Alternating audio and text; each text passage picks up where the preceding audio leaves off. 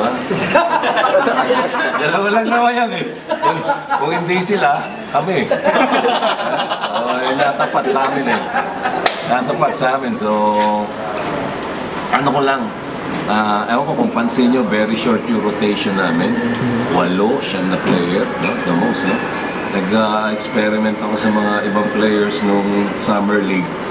Meron eh, yung second and third group ko. Pero pagdating yung NC, parang medyo namamalahibo. So, I have to rely sa first 6 or 7 players ko. And ginagawa na lang namin ng paraan para ma-extend yung minutes nila. And okay, isa yung 17 nila nagka-cramps eh.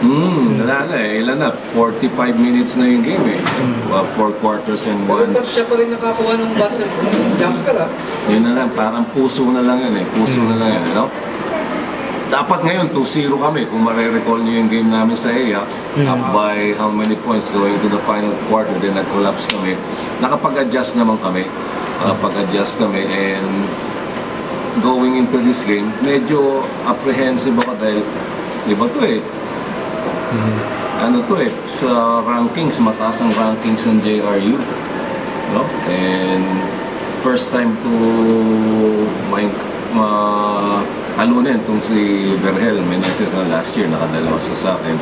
So ngayon, nakaisa kagad ako sa kanya. And alam mo, among the coaches dito sa NCAA, karamihan puro ex-PBA, di ba? So may konting ano yan eh. May konting gigil yan eh. Among us, no? Hindi lang ano. Pero among us coaches, may konting gigil yan eh. Pero in a manner na very professional.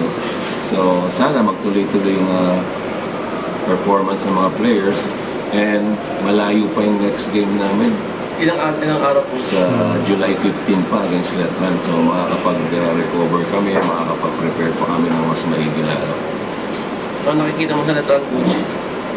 Nanalo sila nung game nila opening against Mapua. So reviewin namin. Oo nga eh. Suspendido ba? So, baka mapabor sa amin. Si Kevin ba o si Junjun? Si Topher. Junjun Alas. Junjun Alas. Di ba, Ale? Basta darating kami doon, preparado kung nandun sila. Anyway, congratulate ko rin yung mga players ko. Then, pasalamat na ako sa suporta ng mga school owners ko, ng Kaiko family. Full support sila sa campaign ng Arellano Chips na yun. Okay? Okay. Thank you. Congratulations po. Salamat.